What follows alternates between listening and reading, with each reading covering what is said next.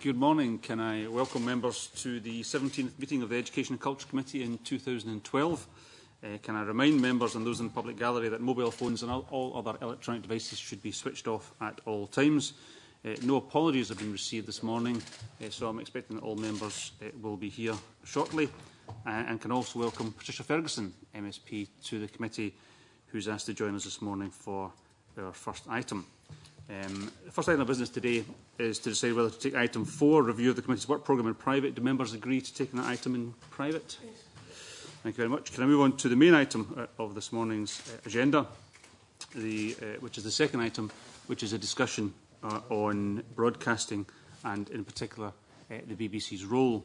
The committee held an initial evidence session on broadcasting in January, and following that we agreed that there were various issues which we would like to discuss in more detail with the BBC. Can I welcome to the committee Ken McQuarrie, Director of BBC Scotland, Bruce Malcolm, Chief Operating Officer BBC Scotland, and Mark Thompson, Director General BBC. Good morning, gentlemen. Can I invite Mark Thompson and Ken McQuarrie to make opening remarks? Okay, well, very briefly, so we can move on to questions quickly. But firstly, the backdrop to the way the BBC thinks about broadcasting in Scotland right now is of a story, I believe, of rising investment in Scotland. Pacific Key, our most advanced digital broadcast and production centre, nearly £200 million, increased network commissioning from Scotland. We set ourselves a target of matching network supply from Scotland to Scotland's proportion of the population of the UK by 2016. We achieved that in the last financial year and indeed exceeded it. And I hope that we're going to continue to see growth in network production. Network production is important because of its impact on jobs and its impact on the portrayal of Scotland to Scots and to the rest of the UK, but also access for Scottish talent to audiences and markets around the world. If I take one programme, Waterloo Road, this is a programme which over 8 or 9 months will employ up to 200 people in Scotland, and in of itself will have an impact on employment, a positive impact, rather greater, we think, than any of the reductions we're going to have to make in delivering quality first. Secondly, a background of gathering public support for the BBC in Scotland. Approval of the BBC and its services, trust in the BBC and its news, and the quality of its programmes are all at historic highs in Scotland. And we've seen real progress in recent years. This is true across the service as a whole, also true of key programmes. Reporting Scotland, for example, we've seen a steady increase in the last 2 years in perceptions of quality of that programme. So that's the context. I mean, we're not saying that we've got everything right, but the background is of an improving story. That's the context in which delivering quality first, our plans for living within the licence fee settlement between 2013 and 2016 take place. I want to make a couple of points about that. Firstly, I hope there'll be a chance to discuss the actual numbers. I've seen quite a lot of commentary and discussion in Scotland, which I don't recognise the numbers, so perhaps we can have a chance to talk about the actual numbers.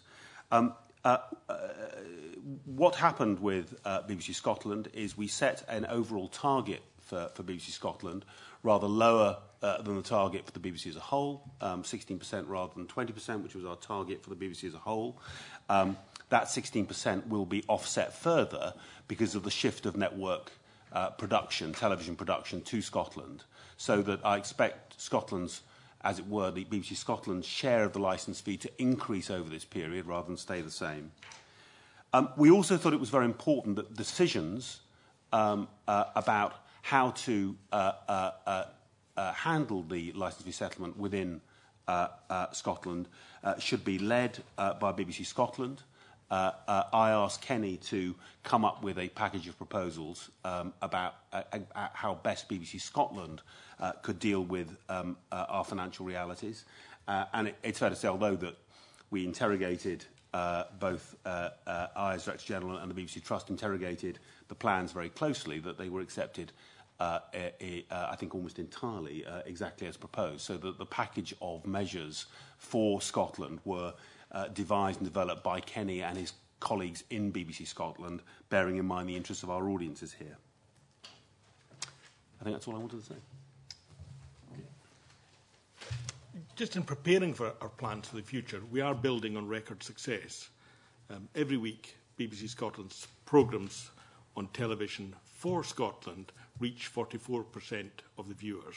Reporting Scotland, with an evening audience of 500,000 and over 1 million listeners per week to Radio Scotland, second only in popularity to Radio 2 within Scotland. Our online portfolio attracts 3.7 million unique browsers each week, and BBC Alpha, our newest service, is watched by 500,000 viewers. We in Scotland, in BBC Scotland, are alone in providing cutting-edge investigative journalism. Witness last Wednesday's documentary on Rangers Football Club, which attracted 27% of the total TV audience at 8 p.m. with wall-to-wall coverage the next day. Our programmes for the network, for Radio 4, programmes such as Donald Q with Brian Cox and Billy Connolly, to Richard Hammond's Journey to the Centre of the Earth for BBC One, and Big City Park for CBeebies, ensure that, as Mark has said, our audience rates the BBC as the most valued provider of both news and non-news programming. I'd also like just to reiterate Mark's point about network spend. We've this year just surpassed that target set for us for 2016, but the challenge now is to build on that success, but also to deliver the 16% savings. And to do that, we set out to increase the distinctiveness and the quality of our output and to improve the value for money for the licence fares. We'll do that by investing in high-impact content which only the BBC makes, such as representative drama, comedy and landmark factual from Scotland. We'll focus on peak time on Radio Scotland, Radio and the Gale and on BBC One, and by protecting public service output such as investigations and also our children's output. We will transmit more of our programmes that we make for Scotland only on the network, and will generate more income from rights deals and also from co-productions, continuing to build on the sort of partnerships we have with various external organisations. And will ensure that at least 10% of our savings come from efficiencies rather than from cuts to the content. And we could go in later to how that applies in specific areas.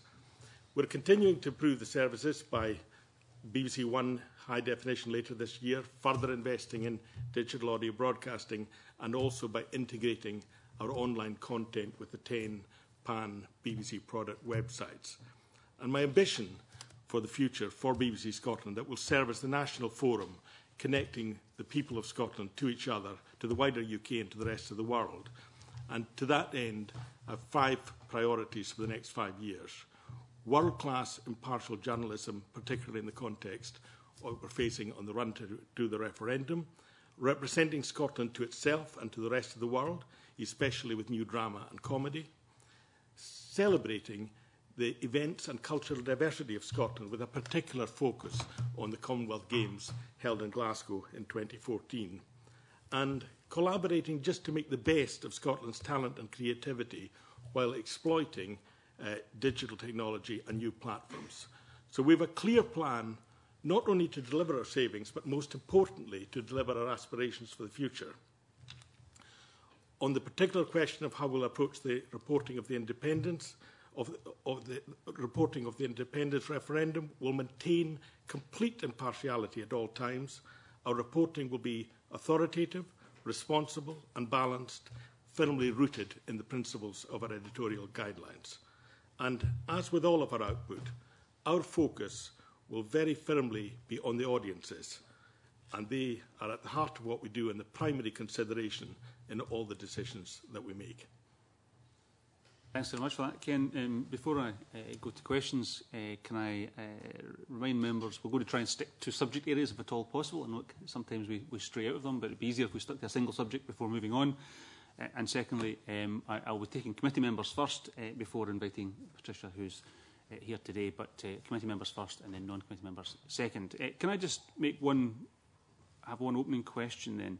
Mr Thompson, you said you'd seen a whole variety of figures being quoted about the job cuts at BBC Scotland, and you hoped we'd go into it. So let's go into it now. What are the figures that you have for the job cuts?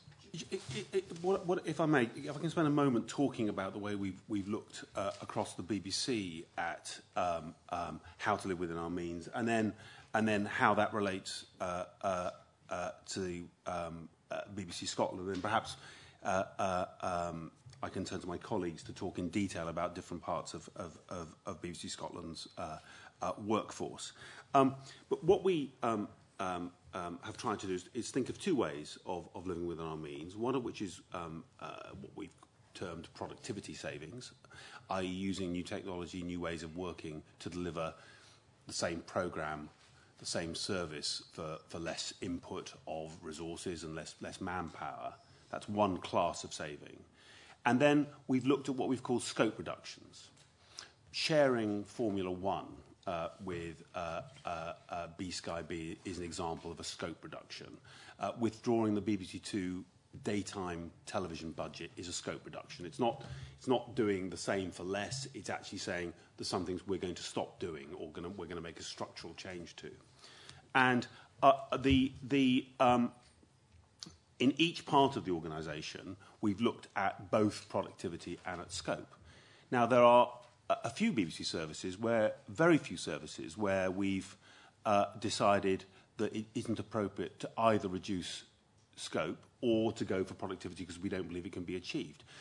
Our Gaelic language television service, BBC Alpa, will be an example where there is a as it were, there's no scope change and there's no productivity change. But in most parts of the BBC, we're looking at a combination of productivity where we think that can be achieved, and it varies around the organisation, and some scope. And in particular, one, I think, misunderstanding there has been is about the relative budgets of Radio 4 and BBC Scotland. I'll use this as an example. Radio 4 has a relatively low scope saving of 1.2%. But it has a productivity target which is around 10%. So in other words, we're looking for just over 11% of total savings over the period. BBC Radio Scotland, we've gone for a very slightly larger scope reduction, 3.1%, though both of us hope there's some contingency in there for sports rights. We hope that number can be brought below 3.1%. And again, an efficiency target of around the 10% mark. So that the math suggests that BBC Scotland, 13.1%, well below the benchmark for the whole BBC, so somewhat protected. Radio 4, slightly more protected, but running at just over 11%, 11.2%. These are much closer to each other than some of the discourse that I've read about has suggested.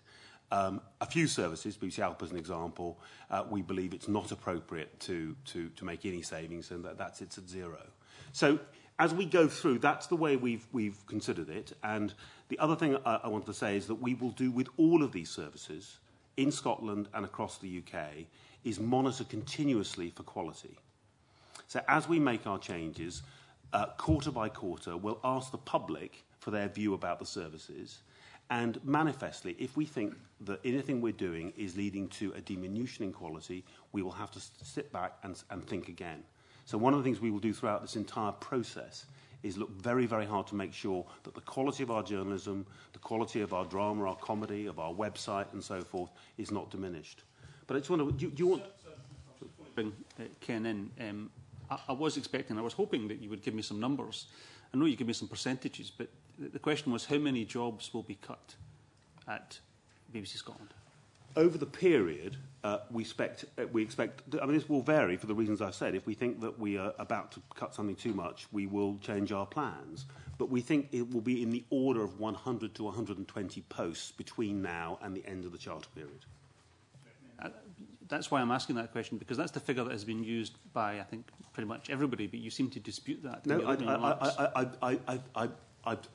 I've tried to be clear about the percentages of changes to services. The numbers of jobs, if that is the range you're talking about, that's the range that we expect, between 100 and 120.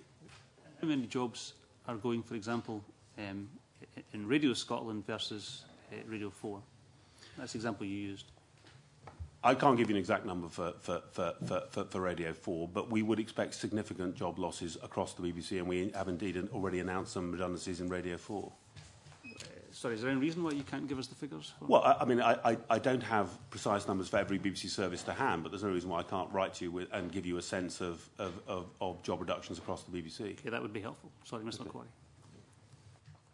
It's worth saying, though, as I said in my opening remarks, in net terms, the arrival of a significant number of network programmes to Scotland means the net numbers of jobs associated with the BBC activities in Scotland will probably increase over this period, not diminish. I'm sure we'll get into the different types of jobs that are going versus the jobs that are coming, but Mr. Macquarie, sorry, I interrupted you. That specifically within news, which has been the subject of, I think, debate for the committee, overall in news in BBC Scotland, 30 jobs are going, and hitherto we have closed 40 posts, if it's 14 posts without any compulsory redundancies. In radio, we're of the order of 15 to 20 posts out of the whole of the radio staff in that regard. And specifically in radio news production, which has been the subject of some comment, both in the press and at this committee, there are 5 posts out of 27 going in radio news production, which initially I think the figure that was used was 8. 5 represents, okay, my maths aren't exact, but about 25% of the total. Actually, just little less than 20%, about 18, 19%. Yep. 20% then, okay. So that's much higher, obviously, than some of the figures you were quoting earlier. But I think what we're doing, though, Chairman, is that we are ensuring that these staff will work across from the whole of the newsroom base of 240 staff, where you've had specific staff allocated to particular programmes. We will be using staff across a range of programmes much more effectively. On to that. Liz Smith. Mr Thompson, you said in your opening remarks, I think your phrase was to gather public trust. Could you identify what criteria you use to measure the trust of the public? And secondly, on what grounds do you feel that trust is increasing just over the recent time? We ask the public a set of questions, which we don't change the questions. We ask the same questions month by month, quarter by quarter, and they are questions that are straightforward. Which news service do you find the most trustworthy? How would you mark a given news service or a given service of the BBC out of 10 for trustworthiness? And we look over time at how that data set changes and whether it goes up or goes down. And it's going up, and indeed is the highest currently it's ever been. Right. And would these questions within what you ask the public, would that involve anything to do with the structure or any comparisons of how you feel that Scottish media is being covered in relation to what's going on south of the border or anything else? Does that get covered in these questions? We ask questions about our news programmes across the UK. We ask some standard questions, as it were, in each reporting period and look at those. We sometimes do diagnostic work where we ask more detailed questions. And you're confident that the responses that you've had over the recent time period is showing that trust is increasing? Yes. Now, the question of why it should be increasing, of course, is quite a complex one, and there may be a number of different factors at work. But I think, if it was decreasing, the first thing we would look at would be the underlying quality of our journalism. The fact it's increasing gives us some confidence that the underlying quality of what we're doing is meeting the expectations of the public in Scotland.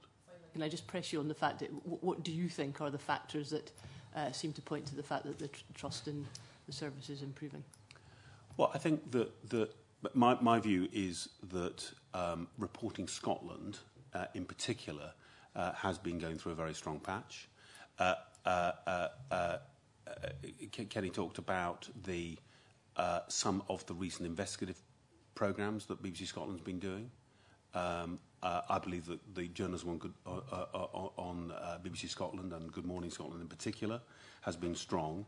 And I think a period when Scots are particularly interested in political developments and in a very major political story, the BBC is is in Scotland one of the biggest platforms on which this story has been debated and discussed. And I suspect there's a higher level of engagement by the Scottish public in public affairs, perhaps, than there was in previous periods. Thank you. Joan McAlpine, followed by Claire Adamson. Yes, thank you, Mr Thompson. You've said that you place a great deal of value on listening to your audience. Last year, the BBC's Audience Council for Scotland reported that audiences here want more, not less, Scottish news, and they want deeper analysis in the coverage. But you're cutting the news and current affairs budget in Scotland by 16% over the next 5 years. How do you justify that in terms of what the audiences say they want? I think, if I may say so, I think what the audiences are most focused on is the output, the programmes and the services they get. And I would just say, I think although obviously there's a connection between inputs and outputs, the most important thing of all is making sure that the programmes and services we offer the Scottish public are as good as they possibly can be. I think it's completely reasonable to say if we can make productivity savings and if we can adjust the way we spend money and still deliver as good or better services, we should do that. We've recently announced, for example, we're going to have a longer period of news and current affairs on Radio Scotland on a Saturday morning. The amount of time and space we devote to journalism on BBC One Scotland, BBC Two Scotland, again, I would expect as we head towards a likely date for the referendum in late 2014, I think you will see that mintage growing as well. So I believe that the total amount of news and current affairs we offer, which is higher than it was 5 years ago already, will not diminish and will need to increase further. We will have to do, and it's a big challenge for the director of BBC Scotland and his colleagues, to make sure that we living within our means, nonetheless continue to hit the quality thresholds that the Scottish public expect of us. So we want to increase the quality and increase the depth of our journalism, but we also want to do that at the same time as we become more efficient. We want to do both. With all due respect, that doesn't really answer the question that the Audience Council of Scotland tell you they want more news and current affairs about Scotland and they want more analysis. But I'm saying cutting by 16%. So what I'm saying is that they're going to get it. Our plan is You're going to deliver to get it by spending less money. Well, why did you not apply that same criteria to news and current affairs on Radio 4, whose budget's been maintained? We're making efficiency savings in news and current affairs on Radio 4 as well. But you've described Radio 4 as the jewel in the crown, and its budget is remaining stable. You've said that in many keynote speeches. That's not. That's as I've said to you. The efficiency targets we're looking for from Radio 4 are very comparable with those we're looking for from BBC Radio Scotland. They're slightly lower, but it's just over 11% rather than 13%. Well, so it's a myth that there's a sort of enormous chasm between the way we're approaching Radio 4 and the way we're approaching BBC Radio Scotland. BBC Radio Scotland is also being very strongly protected. It's facing scope reductions of around 3.1%. The benchmark across the BBC for scope reductions is 10%. So so BBC Radio Scotland is seeing far less scope reductions than most other BBC services. BBC Radio Scotland's been cut 50% deeper than BBC Local Radio in England. It is true that English local radio is being cut less than BBC Scotland. Our belief, and we had an enormous public response, both with the local radio service licence consultation and with the consultation to the BBC Trust for Delivering Quality First from audiences in England about English local radio. The budgets for English local radio are far lower than the budget for BBC Radio Scotland, and the scope for productivity gains and scope reductions are much less for English local radio.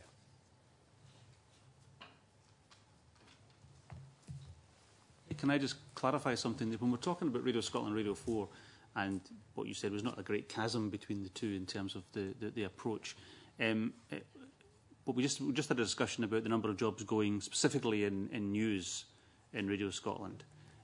So is it the case that the approach to news in Radio Scotland is the same approach to the news in Radio 4. So in other words, is the Today programme being cut by 11 point whatever % it is, or is there some difference?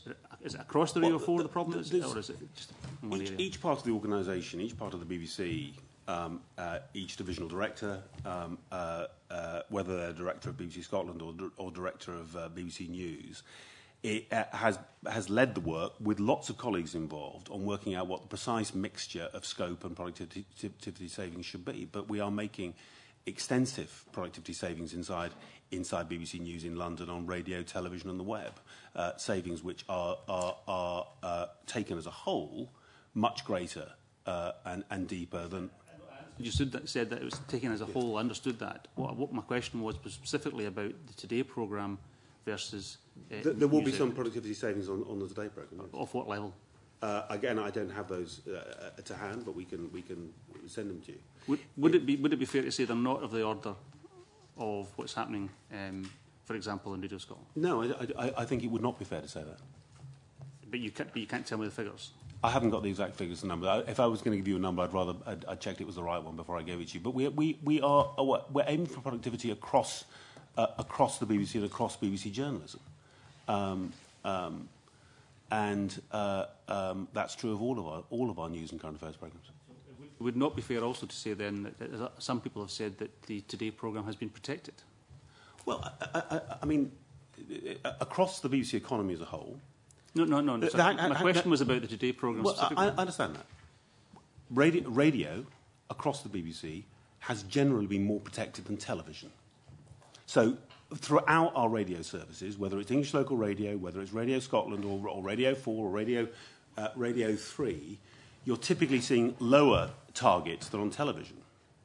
In the same way, overall, you're seeing a lower target for BBC Scotland than for the BBC as a whole.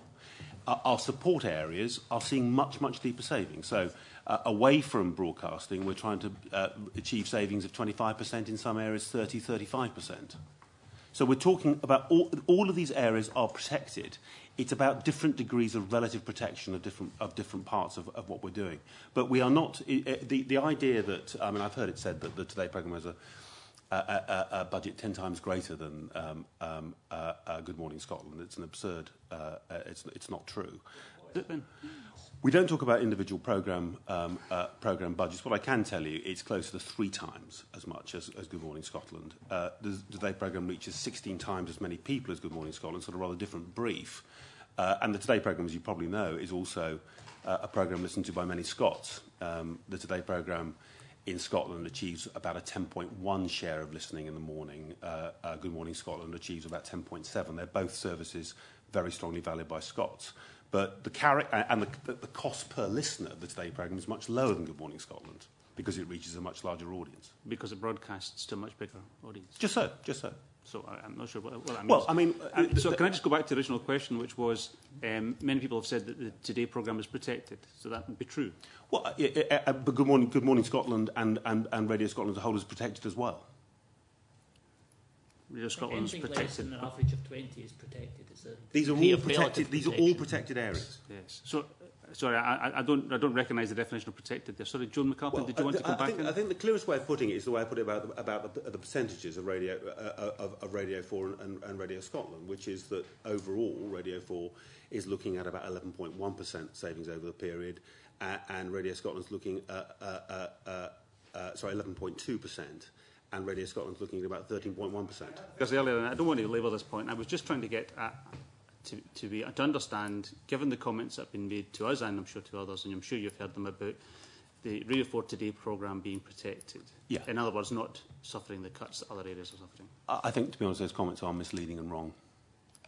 Joan?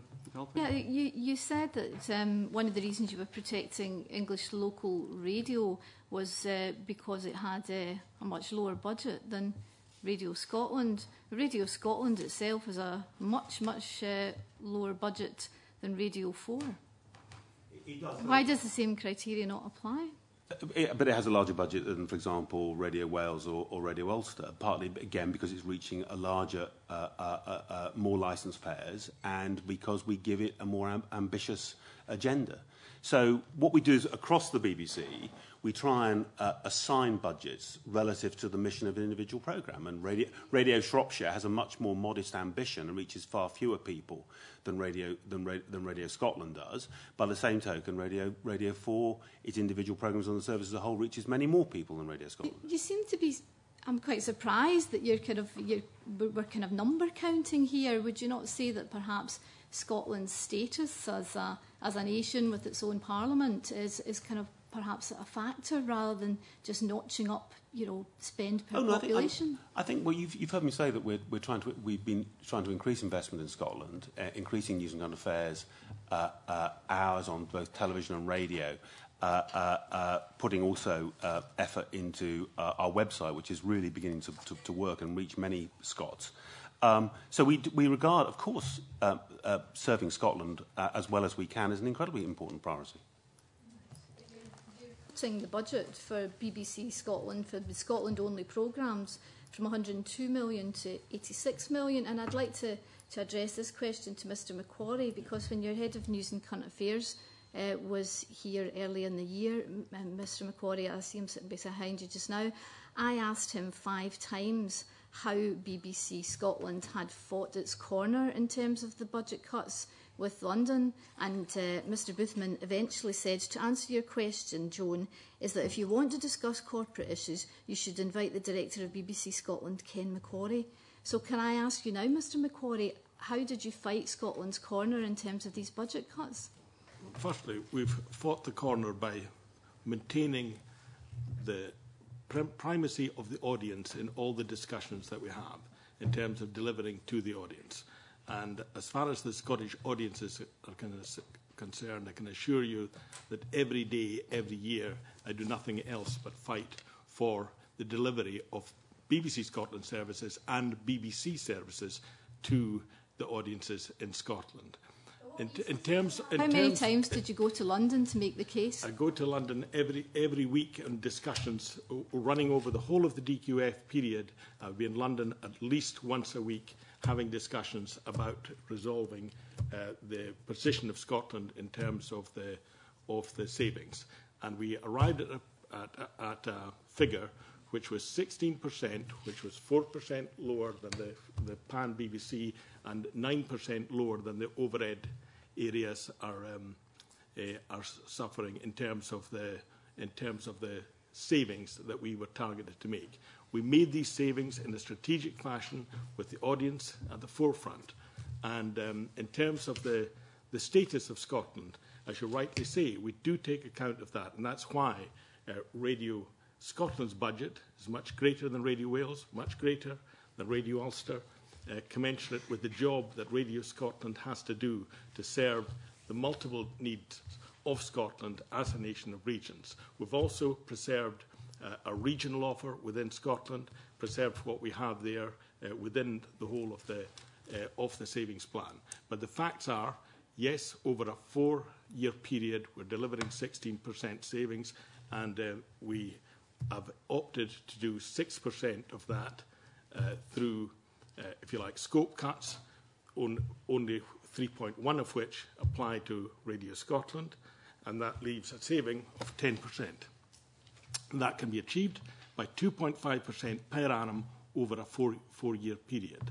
And so that is tough to do, tough to make, but we work within the one organisation where the audience not only consume the services for Scotland, but they consume the services from across the whole of the BBC, and we're working to deliver that value to the audiences.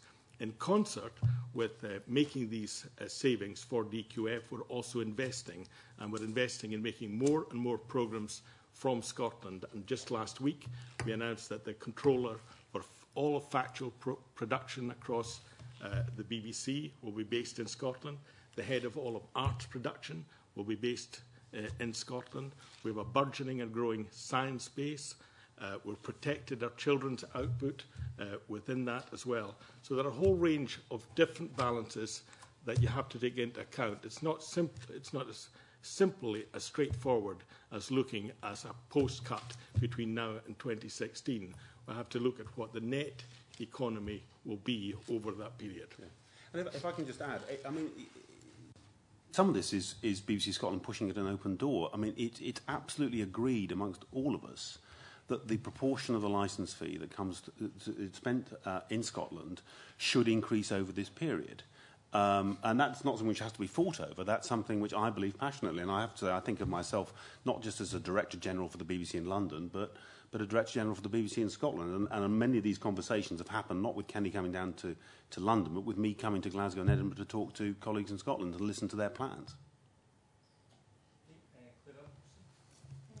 Thank you, Chairman. And could I just declare an interest as a member of the National Union of Journalists before we start?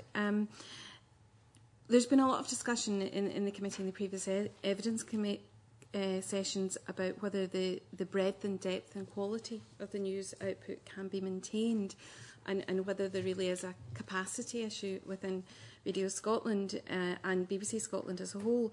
There does seem to have been a recent trend, more so in GMS, which I haven't, and this is a personal view, I don't see on Radio 4 so much, in news being trailed, BBC News investigative journalist work being trailed as news items. If I could give you a couple of sort of recent examples, Elizabeth Quigley did a report recently on the effect of pregnancy on degenerative diseases, which an excellent BBC documentary and a really good document, but it was actually trailed on GMS as being a news item, but it's not new science. Whereas, in comparison, the opening of the Life Sciences Centre in Edinburgh, I would agree, would absolutely be a news item. And also, again, commending the excellent work of BBC Scotland in investigative journalism, the Rangers documentary, and the percentage figures from that were very high. However, Newsnight Scotland that evening spent the whole half hour discussing the BBC documentary. And that was a day in which the Parliament had discussed the Welfare Reform Committee report on how welfare reform was going to impact in Scotland. So really what I'm saying is there a danger that there's a setting of the news agenda here, and whether there is capacity to cover effectively the Parliament within what's happening in BBC Scotland? On the issue of if you like, trails for the programmes within the news programme, we do try and send audiences across our services to programmes that we think that they'll be interested in. And it does happen within the Today programme, it happens within Good Morning Scotland. By and large, we try and make sure that these trails have got news value, that they're not simply trails, that there is a news story that is embedded, that is live and developing within that. On comment specifically on the list, Quigley story that you mentioned there, just only to say it was an excellent piece of work, just as a programme. On the Newsnight Scotland issue, we didn't so much discuss the documentary as some of the issues that arose out of the kind of, I think, the approach of regulation and what the next steps would be. So it was much more of a follow-on on the story. But across our online services and across although Newsnight Scotland may not have covered the welfare the legislation at that particular point, we certainly do cover it across online and across all the rest of our radio and political services. But in terms of setting the news agenda, we try to reflect and report the news agenda. Sometimes we're actually making the news with the investigative documentary that you mentioned. Neil Bibby. Can I ask you, how many licence fee payers are there in Scotland, and how much revenue does that generate? The licence fee roughly generated in Scotland is about £300 million. And that's what we collect in Scotland. And would that £300 million be able to fund a continuation of the broadcast activity that we currently see in BBC 1, 2, 3, 4, Children's Television, BBC Alba, Radio Scotland and Radio Gale in a separate Scotland, independent Scotland? It's maybe worth not directly answer. I mean, we know we spend about £200 million of that 300 million in Scotland on Scottish services, on network television for the whole of the UK, and for overhead support service infrastructure. So we know we spend about 2/3 of it. The other 100 million is essentially the Scottish licence fee payers' contribution to all the other things that the BBC provides. So it'll be Frozen Planet, global news gathering, iPlayers, World Cups, Olympics. Yeah, so, the Olympic Games is an example. Yeah. in effect, 2/3 of the money is spent in Scotland, another third is the Scottish licence fee payers paying their share of what all the other services the BBC provides. And it's, I mean, I think the right thing is that to answer that question properly, somebody would have to do something that the BBC hasn't done, which is, in a sense, do a zero-based budget from scratch and work out how much it would cost to acquire such access to such a portfolio of services in a different way. And that's that's not something we've looked at.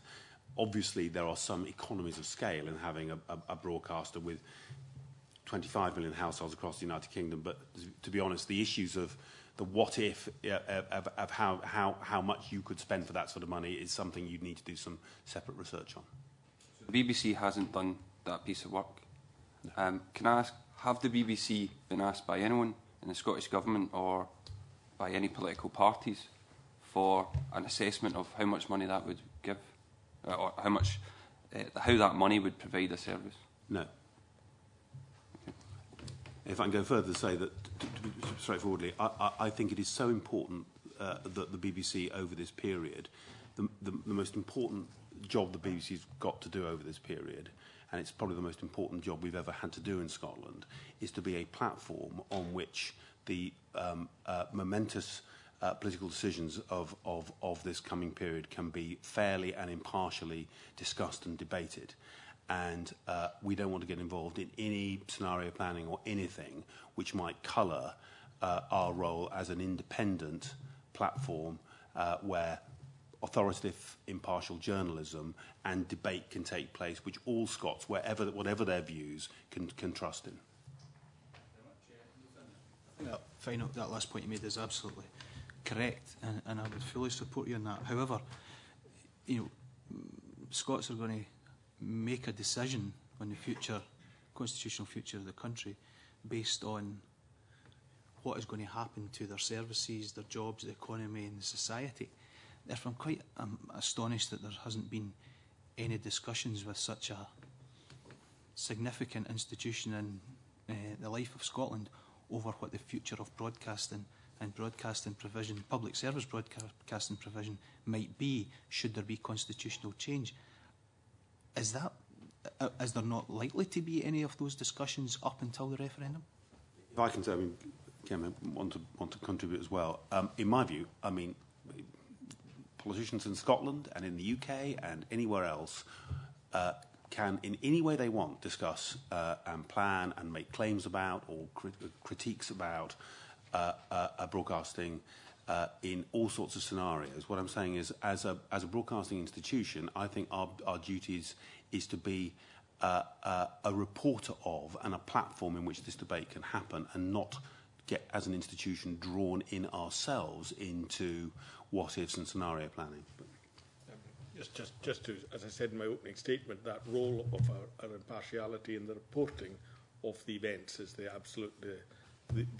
primary focus for us. This is very important, because what I'm trying to get at, is it inconceivable that there will be some sort of discussion prior to 2014? I think that I'm not, as it were, a party to the future intentions of politicians here and across the UK. It may well be there will be any number of political discussions about this. What I'm saying, as an institution, I believe that we should not be a party to those discussions. We should be free to report on those discussions as part of the broader debate about the future of Scotland. And once we start, if we were to start confusing a kind of corporate interest, the danger is people would quite reasonably say, well, hang about, how can you get involved in that way and at the same time be an impartial journalistic observer and platform in which the debate takes place. So I take a very austere view of this, which is that our job is to focus on making sure we report events in Scotland and give the Scottish public the best possible chance of hearing a fair debate about what's planned without getting drawn into scenario planning for what happens specifically to the BBC or to broadcasting more generally. Sorry to labour this, and I didn't want to get into this line of questioning, but I think it's very important. I may want, if I'm taking part in to vote, if I'm an ordinary person in the street taking part in the referendum, I might want to know, for example, what's the licence fee going to be if we become independent? Can you tell me whether it would go up or down? Will it change? But you'll know that the even, as it were, in the current constitutional setup for the United Kingdom, the matter of the future level of the licence fee is absolutely a political matter for the government of the day. And I can't tell you that.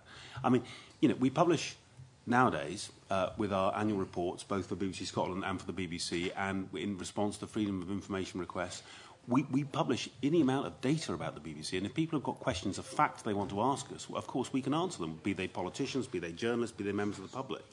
But I hope you can see that the danger for the organisation of getting drawn into what-if scenarios is that it's very easy, fairly or unfairly, for that to be portrayed as some sense of bias, or they're afraid this might happen, or they're planning for that. It's much better for us to focus on what is an immensely challenging task, which is making sure that everyone who wants to in Scotland gets the best possible picture of information and opinions so they can form their judgment what's going to happen.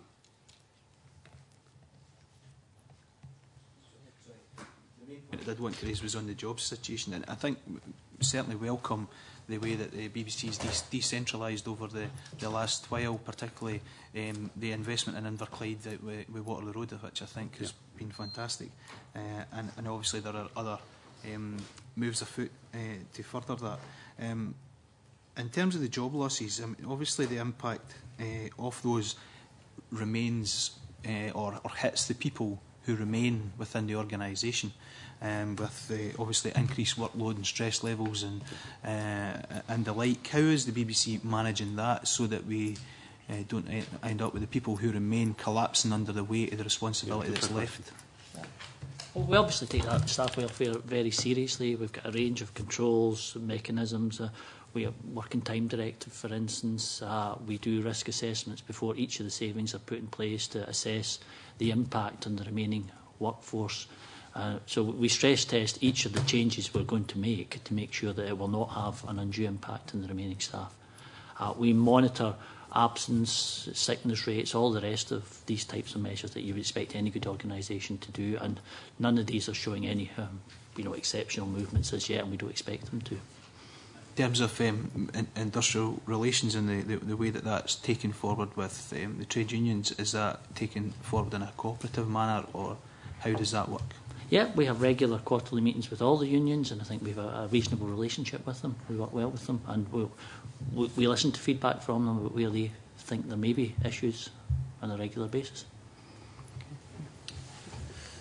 Sticking to hopefully the jobs and employment stuff, is it not on that area, or is it moving on?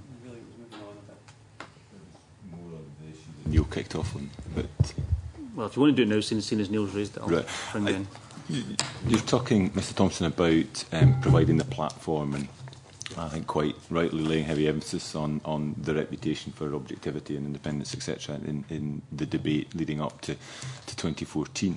How realistic is it, and perhaps bearing in mind this morning's discussion, that the BBC can remain a platform rather than an actor in the debate that is playing out? I believe it's absolutely realistic. It's a different situation, but it's worth saying that for more than 30 years, the BBC covered events during the Troubles in Northern Ireland, even though the status of Northern Ireland and the question of whether Northern Ireland should remain British and whether all the communities in Northern Ireland accepted the concept of Britishness was absolutely the centre of the Troubles and of what was in periods of a low-level war. And so in principle, the constitutional status of the BBC could have become an enormously difficult issue for audiences in Northern Ireland, with all sorts of questions about the BBC's objectivity. And I would say that over 30 years, the BBC built a reputation of respect from all sides of the community in Northern Ireland in the way it reported events.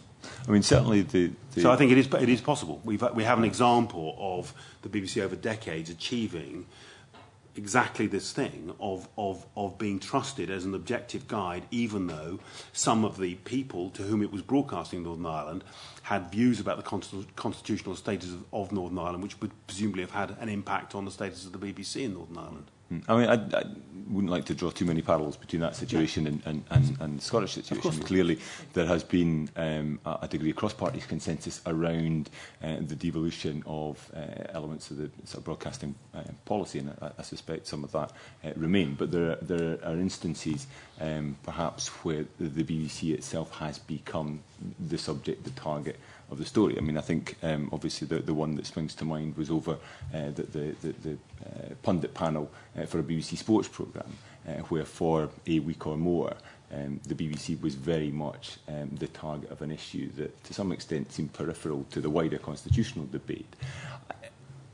I mean, with the expectation that there may be more of these, given the importance that broadcasting plays in terms of the debate leading up to 2014, I mean, are there any lessons that may have been learned from the experience over the Murrayfield BBC Sports panel? Can I make a broad point and then perhaps to turn to Ken for a more detailed response to that? The broad point is we would expect, as a broadcaster, in a period leading up to a referendum or an election or any election, for political parties to, for entirely understandable reasons, to look incredibly closely at our broadcasting, and if they have the slightest anxiety or doubt about fairness, to raise it in complaints and questions and so forth. That is what happens in every election. It's their constitutional right. We try and take all such complaints seriously and learn on the fly as we go. So each time we do one of these things, we try and learn past lessons. And I don't think that the next couple of years. So I'm not suggesting, when I say the BBC should not get drawn into detailed scenario planning, I'm not suggesting that I'm expecting to get from here to a referendum without any political party in Scotland raising any questions about any aspect of the BBC's coverage. But we've got ways, both formal and informal, of responding to anxieties both from the public and from politicians if we need to. Yes, on a monthly basis, we examine all of our editorial issues, discuss them, look at any particular training or learning that's required in that, and that's a sort of ongoing part of normal business. But we're sure that the editorial guidelines by which we're bound and which we publish and are open for all the licensed payers to inspect are, as far as we're concerned, robust for us in all situations. One of the most important things for us right now is making sure that all of our journalists in the BBC, not just those in BBC Scotland, but all of our journalists are sufficiently sighted on the issues and the context of what's happening here. And Ken and his colleagues have been helping us both in Glasgow, where we've brought a lot of London editors up to Glasgow, and in London, to begin the process of making sure that all of the key decision makers in BBC journalism, wherever they are, broadcasting to the UK and to the world, understand exactly all of the issues in the context. That's a big challenge for us right now. A brief one on jobs issue. Yeah, and you talked earlier on about the impact on English local radio stations, and we're comparing that with its Scottish BBC Scotland radio budget and output. We didn't talk about was the impact within Scotland in terms of local regional radio programming in Scotland. I took the opportunity when John Ruthman was with us to encourage him into saying some complimentary things about BBC Radio Orkney. But I mean, in terms of the future for that, in a scenario where obviously the budgets are far, far smaller, the scope for productivity or scope savings is much, much more limited. I mean, what is envisaged in terms of what they will be able to deliver over the next 4 or 5 years? Without the DQF savings, it would have been our ambition to make some more investment in these areas.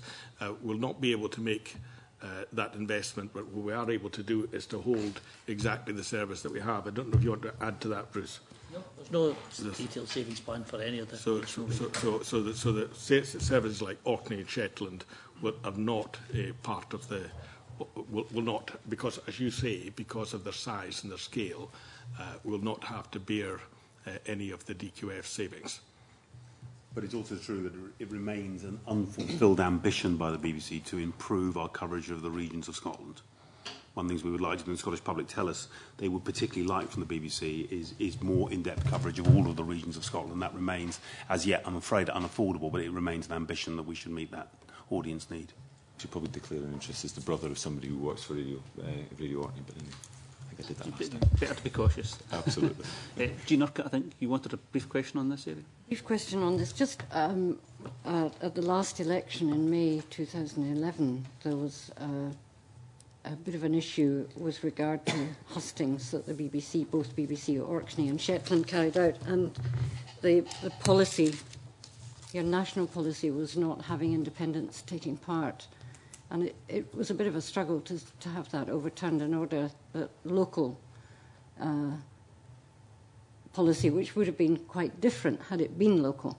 And I just wonder what you're, in the light of that, would you see much more devolution, given that it's the hot topic, either max or plus, to some of the regional stations to actually be a bit more independent in terms of their work locally, in terms of democratic process and other things? Well, on the issue that you referred to, we were working, if you like, hand in glove with the local staff there.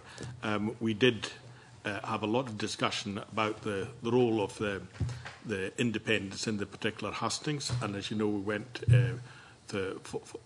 we broadcast and the independent taking part in these hustings after some discussion. I think in terms of the particularly the way that politics across the UK are changing, our view of how we treat with different groups, with independents, it's rooted in the editorial guidelines, but we're not in a frozen form. You know, what our desire is to be impartial, but to absolutely reflect the debates that are taking place either at local, regional level, or indeed at national level. And a recognition that, you know, we've got a democratic situation of variable geometry, and you need some variable geometry in the way you handle it as a broadcaster. Yeah, just very briefly, does that mean then that you have actually changed the printed policy? Has it changed? The printed policy is down to judgment. It's down to what the editorial guidelines are guidelines, and they provide.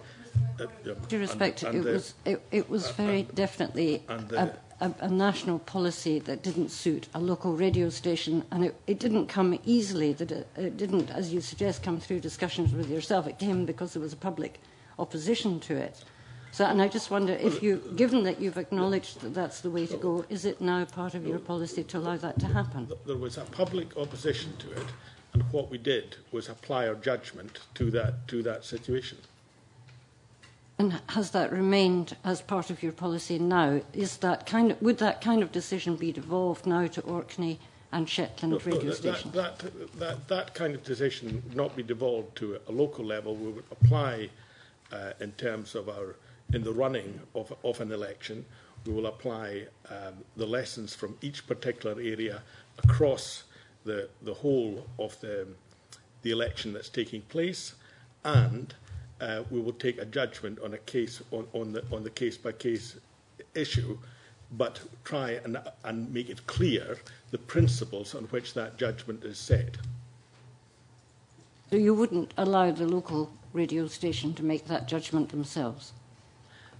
We would take the advice from the local radio station to make that judgment, but they would not wish to make it either themselves because they're part of a nationwide discussion where they're joining the election meetings, they're taking part in the whole of the running of the election across the nation, and the local teams both need that, desire that, and so it's not a question of giving of restricting autonomy. Clearly, you're taking the judgment and the advice from the local teams on the ground.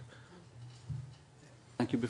Marco's been waiting patiently, but just before I bring him in, just for my own information, could you tell me what is the budget for GMS? We try not to discuss individual programme prices. That's what we try. We don't do that. We talked earlier about it. Why? Why? Because we don't think we should discuss every individual programme price. Why do you not want to discuss it? We're an editorially independent broadcaster. We think the public very strongly want us to remain independent, and we don't want individual programme prices to become the subject of political lobbying or to get drawn into an attempt to politically influence the editorial choices the BBC makes. And this is not just true, of course, in Scotland. It's true throughout. We don't discuss individual programme prices. I'm not sure I understand how the level of budget for Good Morning Scotland or Today or any other programme for that matter on the BBC being in the public domain, given that it's the public who pay for these things, somehow would open you to political influence. No, but for example, that's one of the reasons why it's excluded from the Freedom of Information Act.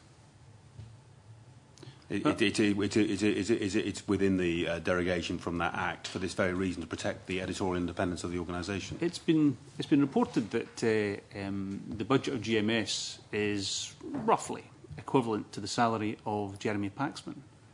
Is that true? No. Well, which one's higher? We'll work our way up through the stars. So we don't discuss individual programme prices. Which one's higher? The budget for Good Morning Scotland is very substantially higher than the salary for Jeremy Paxman. I think it's well, not from the figures I've got, but what's interesting about that? I mean in reality. In reality, but you won't you won't tell us what those figures are. So how do we decide as a parliamentary committee whether or not the impact of the financial cuts that you're making are reasonable, and decisions that you've taken in terms of budget cuts as to whether a cut budget of, for example, GMS is reasonable as opposed to perhaps Mr Paxman taking But you've heard me say that BBC Scotland is being cut less than the BBC average, and that BBC radio inside BBC Scotland has been cut by less than the average of BBC Scotland. Yes, I heard you that, but my question was about individual senior, very expensive members of staff perhaps taking a 10% cut rather than the whole output of Radio Scotland taking a 10% cut. But you'll know that we've been reducing the amount of money we spend on senior on-air presenters very significantly in recent years. And we have indeed, both in the case of numerous individual contributors and also with the total amount of money we spend on senior presenters, we have been bringing that down significantly. Well, I know that there have been some cuts. So it's both and rather than either or.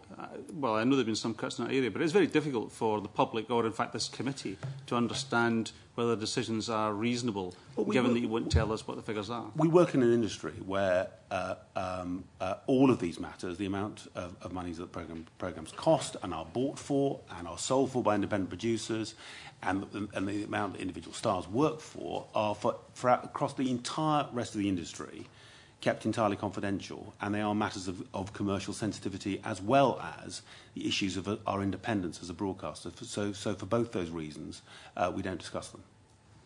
Well, it would have been helpful if you had been willing to discuss them, obviously, but clearly you're not going to shift on that matter. And from my own personal view, it would be appropriate for some of your senior people to take cuts rather than right across the broadcasting. Well, to repeat, both amongst senior managers and senior on-air stars, they are indeed taking cuts. We'll agree to differ on how that should be split. Marco Biaggi. Thank you, Convener. Finally, I'd maybe add just in addition to that perhaps the other competitors in the industry don't receive quite the level of public subsidy that the BBC does, but that's for that issue. That's not quite the point. The point is that what you don't want to do is put, it seems to me, is to put the BBC in a position where it is unfairly disadvantaged in the commercial negotiation, for example, for an artist or for a particular sports right, such that the public end up having to pay more for the right than if the information was kept confidential. The danger is you actually attack value for money if you start differentially making one broadcaster's a cost known where everyone else can negotiate in secret. So the danger is you actually undermine the value for money of the way the public's money is spent. but at the same time you have a guaranteed funding stream and all kinds of benefits that come with the particular public. And indeed, but there's an entire system of accountability for that, and multiple value for money studies by the National Audit Office, and many, many forms of scrutiny. And for example, with the NAO, we've always been in a position where we're prepared to share confidentially any of these data points around cost, so that they can benchmark and look at what we're doing. The issue is not about whether we should be held accountable. We should be held accountable for what we spend. We'll agree to disagree on that. I have an issue that was perhaps touched on by Jean Urquhart earlier in terms of moving away slightly from the question of the number of jobs and the numbers to the principles here.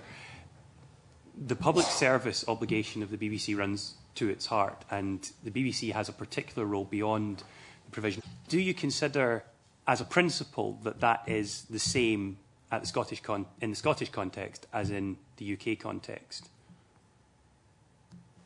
Yes. I mean, as a mission for the BBC, it is every bit as important that the BBC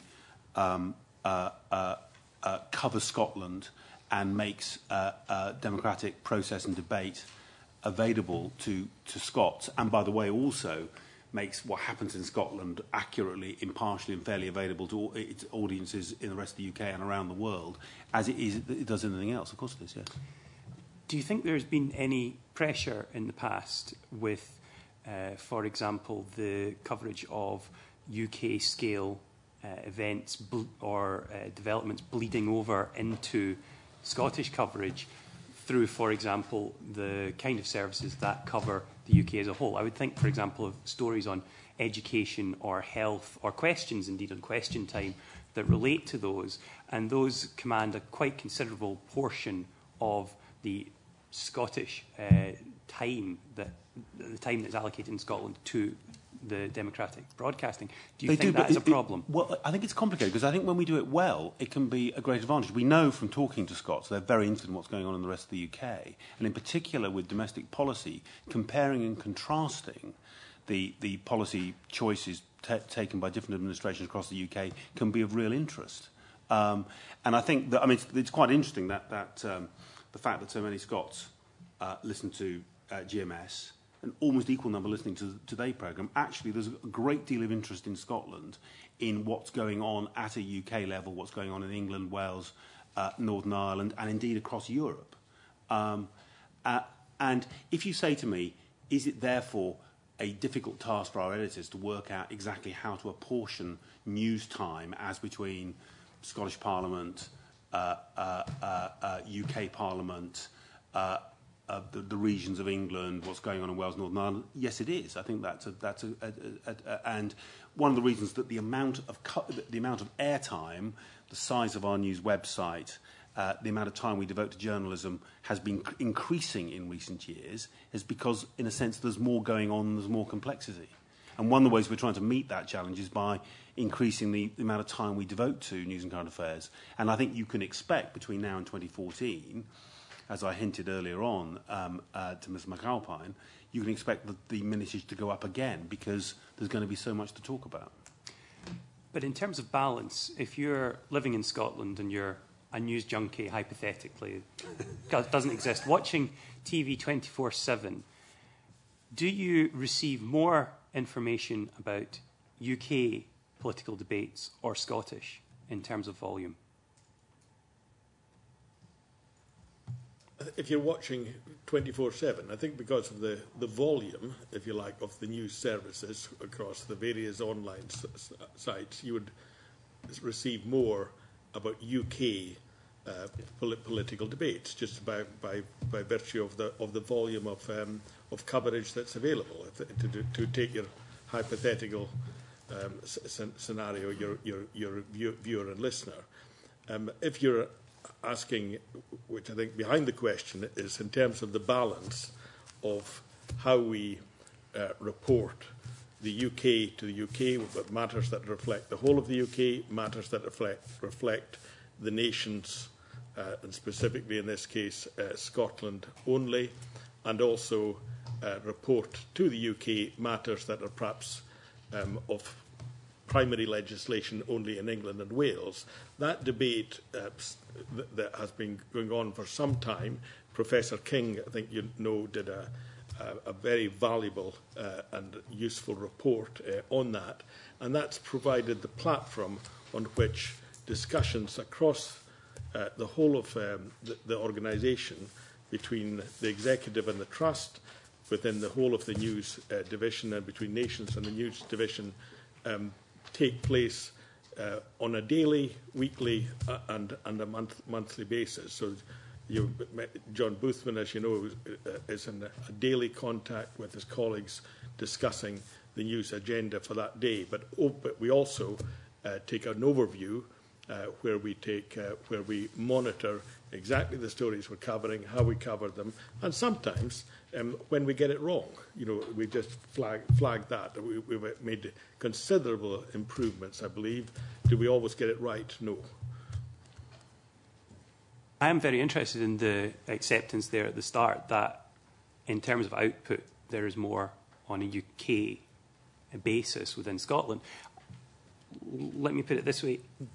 Do you think that could lead to a disparity of esteem in the coverage?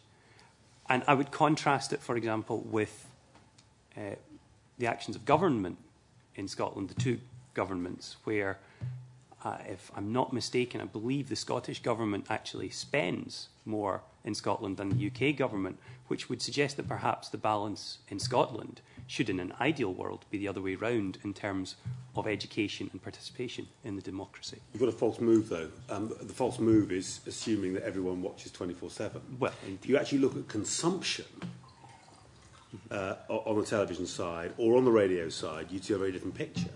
And for someone who watches, and this will be typical of many, many households in Scotland, the core of whose viewing is the hour between 6 o'clock and 7 o'clock, it's a different story. It's a very different story. It's a much more balanced story.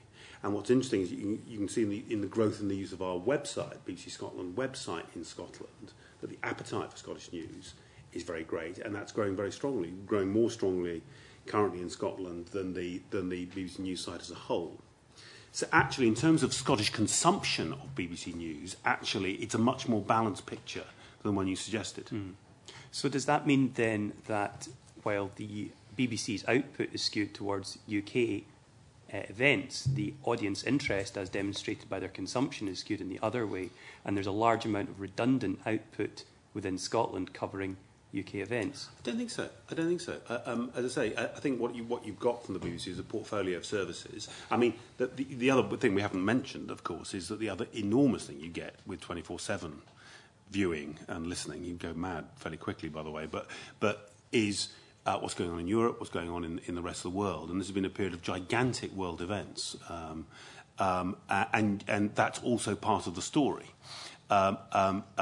In quotes, UK news, i.e. news which is made by the BBC to be broadcast the whole UK, has got getting on for 50% international news coverage in it as well. Only a subset of UK news actually covers the UK, and of course some of UK news covers Scotland as well. It's worth saying, when we asked the Scottish public about their questions and the ways in which they think BBC News has shortcomings, by far the strongest message is around what they regard as insufficient coverage of the different regions of Scotland. That sings. It's, I know politically in some ways perhaps less interesting, but that's far and away the biggest thing the Scottish public tell us about the way we serve Scotland is not a UK-Scottish thing. It's about my part of Scotland and how well the BBC reflects my part of Scotland. And that's probably the biggest single thing we would like to, as and when we can, to address. I'd very much recognise that. I mean, I consider Scotland to be a nation with a number of regions rather than one region just a larger organisation. But can I just finish on... And so do we, by the way. So do we. Can I finish on one last question then? Given that there is such a difference, either within Scotland or UK-wide, between what is considered Scottish and what is considered UK, do you consider the 2014 referendum to be a Scottish or a UK event and worthy of coverage as such? To me, it's a massive Scottish event and a massive UK event. In other words, it is an enormous... I mean, if you think of that as it were, 6 o'clock news and Reporting Scotland, it is a gigantic story for both of those programmes because it goes to the heart of the destiny of Scotland as a nation, and it goes to the heart of the destiny of the United Kingdom, and will be, in my view, of very considerable interest to our audiences across the UK and around the world. We reach 250 million people every week with our news, and I think they will also be fascinated by events here. So we can look forward to seeing it on the 6 o'clock as well as the 6:30 news. Well, and you've heard me saying we've already been getting the editors of the Today programme, the 6 o'clock news, all of our political editors together here and in London to begin the process of figuring out. This is one of the biggest things the BBC will ever do anywhere. It's a story of immense interest and importance. Thank you. Can I ask both panel members and members of the committee to try and have short questions and answers so we can get through the rest of the agenda as quickly as possible. Joan McAlpine. I wanted to go on to develop that point about platforms, but first of all I wanted just to make an observation about the point you made earlier about Scots listening more or less the same numbers to GMS and to the Today programme. More to GMS. Yes, More slightly more to GMS, but you made the point that they're interested in what happens in the rest of the world, but you'll be aware that GMS also provides coverage of what happens in the rest of the world. And I would perhaps suggest that the superior budget that the Today programme enjoys is one of the reasons why people tune into the Today programme when they want to hear what's happening in the international arena. And that's, I don't know if this filters right up to you, but certainly the journalists I speak to in the BBC newsroom, as a journalist myself, find it very frustrating that they do not have access to the top-level content of the BBC, the great advantage of the BBC, the quality journalists that you have around the world. They don't have first pick of that for something like GMS. And I wondered if you could comment on that. Yeah. I think that we have access to all the journalists across across the world, in fact, in terms of, and having taken the World Service, within the news division as well, that has provided a very valuable resource as well. And I think the position that you're referring to, that if there is a breaking story where we have a core in a particular place, can the core be on Good Morning Scotland, to say, ahead of the Today programme? Well, the option is always there, to simultaneously take the report at that particular point, which we've also done. But we've also sent our journalists across the world. We've had journalists in Afghanistan, in South America recently, in the Scandinavian countries, in India, with reports from our newsroom staff back into and that's something that we've developed in previous years. We hadn't done so much of that, and we've been sending our own original providing our own original journalism relevant to the particular interests of the people of Scotland, but also in relation to the Scottish economy from these particular areas. That sounds to me as if it's kind of trying to kind of make do and mend, really, because certainly the journalists I've spoken to, and I've spoken to several of them, say quite often they end up scrambling around, looking for an academic that can comment on Iran or Syria or whatever, because they just don't have access to what the BBC should be offering right across the network. We can broadcast anything that we broadcast on the World Service, on Radio 4, on Radio 5 Live. And we do have network specialist correspondents who appear on GMS fairly regularly. So, almost any editor or journalist worth their salt is going to want more resources if they can get them. I mean, you always wish you had a little bit more to make your show even better. But the resources of the BBC are available to GMS and to Radio Scotland. Well, obviously I'm getting different messages from your newsroom than you are.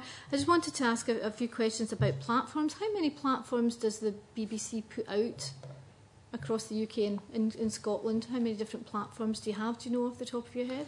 Well, multiple. So we have our network services, BBC One Scotland, BBC Two Scotland, BBC Three, BBC Four, the news channel, the Parliament channel, which of course obviously covers this Parliament and other events in Scotland, BBC Alpa on the television side, the 2 children's channels, and our suite of radio stations, our web and mobile services, and our Red Button and other interactive and on-demand services. So Scotland has and access. Obviously, yeah. I'm quite finished. BBC Radio Scotland and Radian and Gale are also part of the mix. So sort of 3 of those have substantial Scottish content. That would be Radio Scotland, BBC One and BBC Two, and you've got this, as Mr. Biagio talked about, you've got a whole suite of other platforms.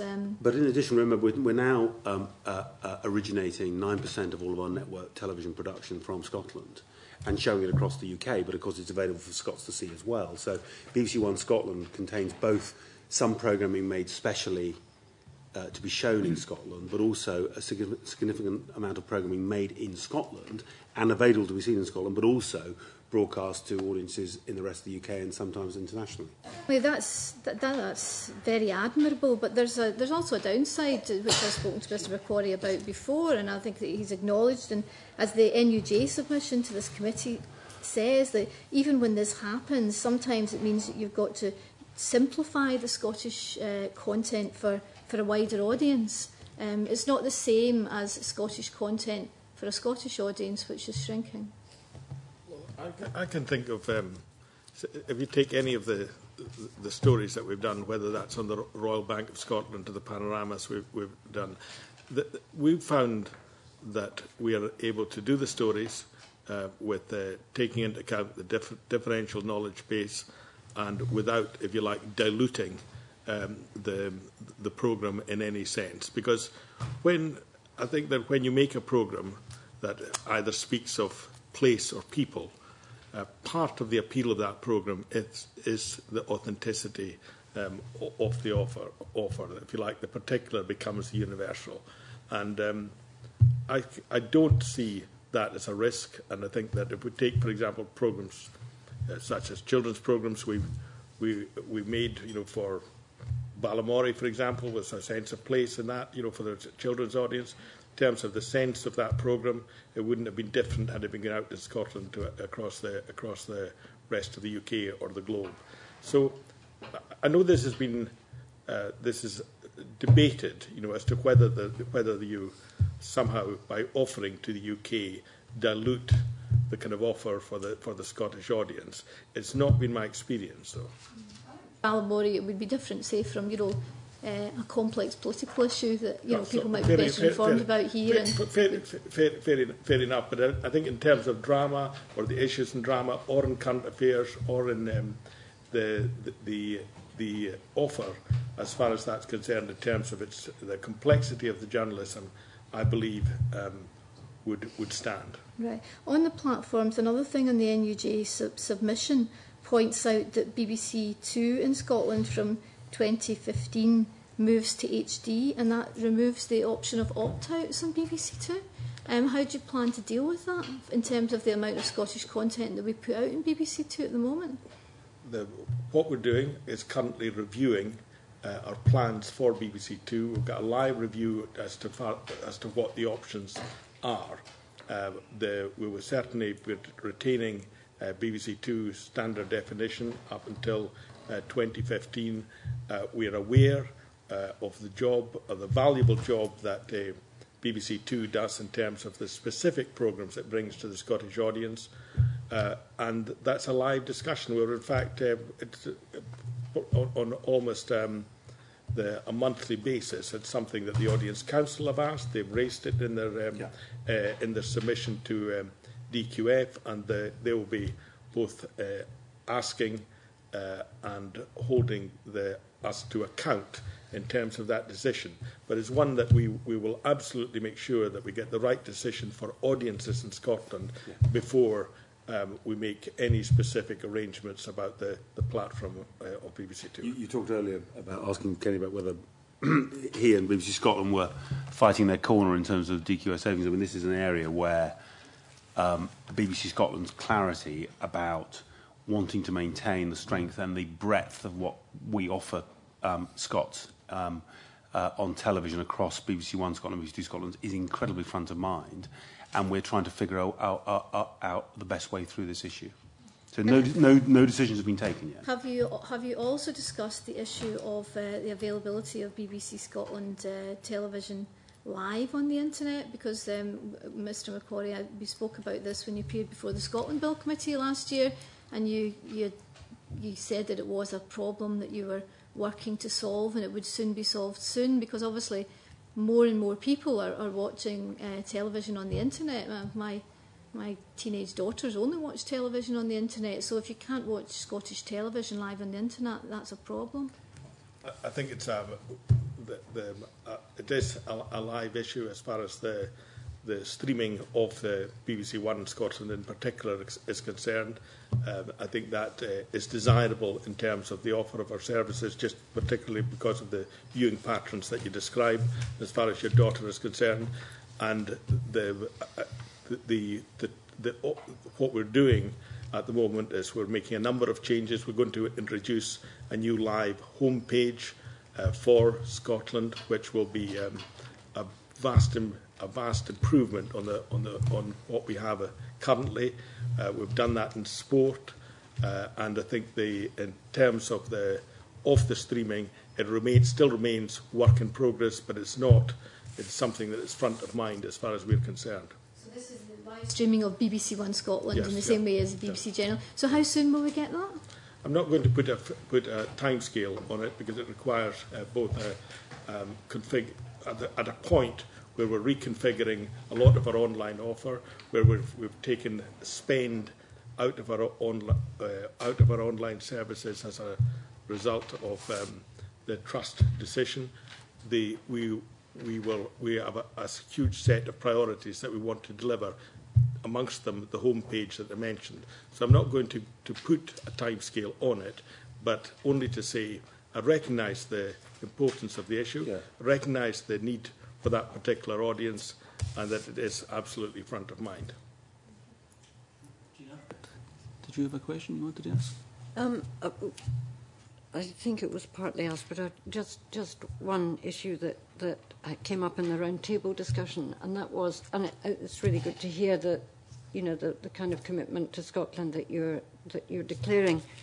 Are there any differences in salaries? Because we like to know that whatever service we're offering here is the same. I mean, there was years ago the differential or the London waiting and all of these kind of things, and salaries in Scotland were known to be significantly lower. But if you employ journalists and people in Scotland now, presumably the salaries are exactly the same. You would expect to earn the same. Well, we monitor salaries across the UK, obviously, and there are bands and there's grades and there's bands within which people are paid. So we do monitor that. There still is. We still have London waiting. Yep. We still have London waiting. To reflect the much higher standard of living in London, but other than London waiting across the UK, I think across grades we've got no differential regional policy on grades, and we expect them to be broadly comparable. Okay. Can I take you back just briefly to your comment earlier where you said the referendum was a gigantic story in Scotland and a gigantic story for the UK as well. I'm sure we'd all agree with that. Now, I was going to ask you how much you spent on the last UK general election, but I suspect you're not going to tell me. I'm right, yes. So instead of asking that, better at this. What I'm trying to get to, Mr. Thompson, is the level of import you put on various aspects of output in Scotland, and by comparison, I would like to know: do you envisage that you would have spent more on a UK general election than you will do on output for the referendum, or the other way around? Yeah, though, again, if I may say so, this is inputs and outputs. The point about a UK general election is hundreds and hundreds of different counts, different individual political stories, whereas all referenda campaign have got a slightly different quality in the sense that you're not talking about multiple acting returning officers and different a sequence of individual decisions and, as it were, a national story, in this case a national story across Scotland, rather than a very strong constituency level story. So the resourcing is going to be different for any referendum campaign, whatever that was about, than it would be for any election campaign.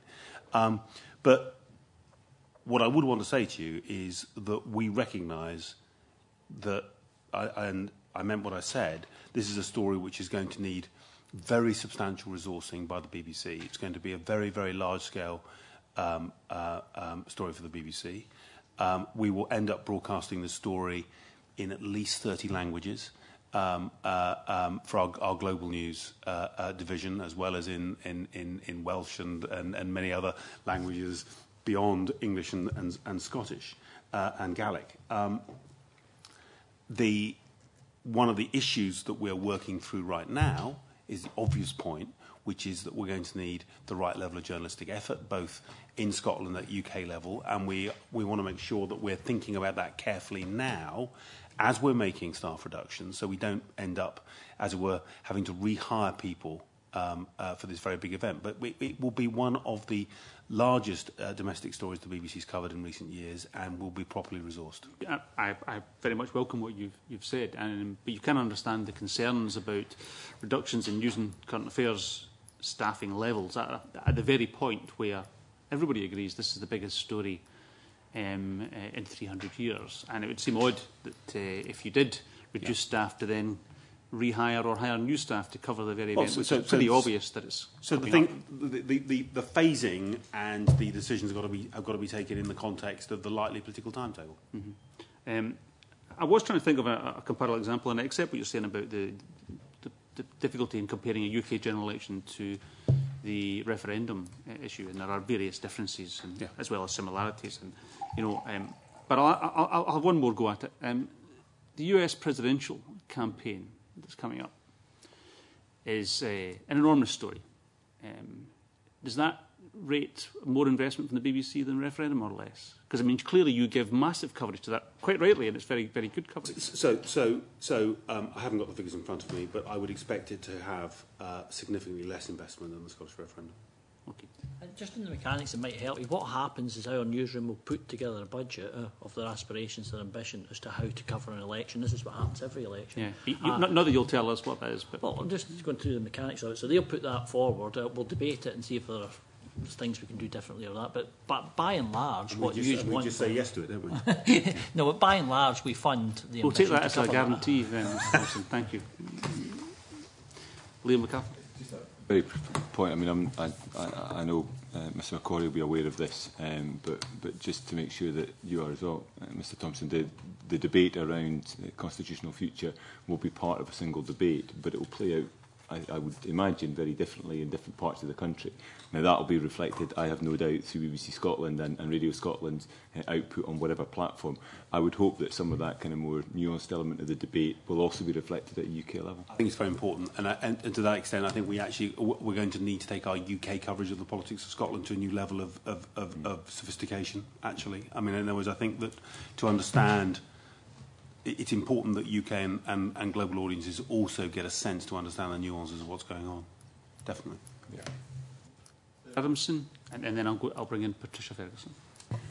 Very briefly, I understand the sensitivities that you've mentioned around the finance issues but what other benchmarking is done on news and current affairs in Scotland against London and the rest of the UK, and can you share any of that benchmarking with the committee? We do both qualitative and quantitative stuff. So we do look at cost per hour. We know the cost per hour of all the programmes and how they rank against each other in terms of how budgets are approved. We obviously look at that, and we investigate exceptions as to why things are higher or lower. So we do a lot of quantitative work round about cost per hour. And the qualitative side of things, I mean, news and journalism, there are a whole suite of meetings about how we share best practice and learn from each other as to how things can be done differently, etc., and share stuff. So there's a whole set of stuff that John and his colleagues in news qualitatively do to make sure that we benchmark and learn from best practice. And internal benchmarking, different bits of the BBC is particularly important in radio, because in a sense what the BBC does in radio, almost nobody else does. In television, because we've got an independent sector and there are other TV companies that often commissioning very similar programmes, we get a good sense of, as it were, market rates for different kinds of programmes. And so to some extent you get competition competition effects work more purely in television. In radio, we have to try harder to do internal benchmarking. Thank you. Patricia Ferguson. And I apologise for you having to wait so long. It's worth the wait, convener. And thank you and the committee for affording me the opportunity to be here today. I'd like to take you back to the issue of job cuts, if I may, particularly those around news. And if I've picked up the figures incorrectly, I'd obviously welcome the correction. But I took it to be what you were saying, that 5 posts out of 27 in news, I think on radio, would be cut. But I also took you to say that there would therefore be in future more flexibility between all of those working on news in order to best use the resource of personnel that you had. So in that scenario, I would have 2 concerns. One would be, and my colleague Neil Finlay touched on this, and Mr Malcolm indicated that in terms of health and safety, stress levels, etc., that those were constantly monitored. But if you found there was a problem going forward in those areas, is there enough flexibility in your budget to allow you to respond to those and perhaps to reinstate staff, not take away staff in the first instance? But also, are you content that the quality of the news broadcast can be maintained and that we won't just see packages that were used in Reporting Scotland being used again in Newsnight later on in the evening because there just isn't the capacity to deliver? 2 things I would say. Yes, we monitor it. We have got savings targets for 4 or 5 years. There is room. We haven't got every I dotted. There's still detail we can work out, and we realise things will have to change. So we can flex our plans within reason.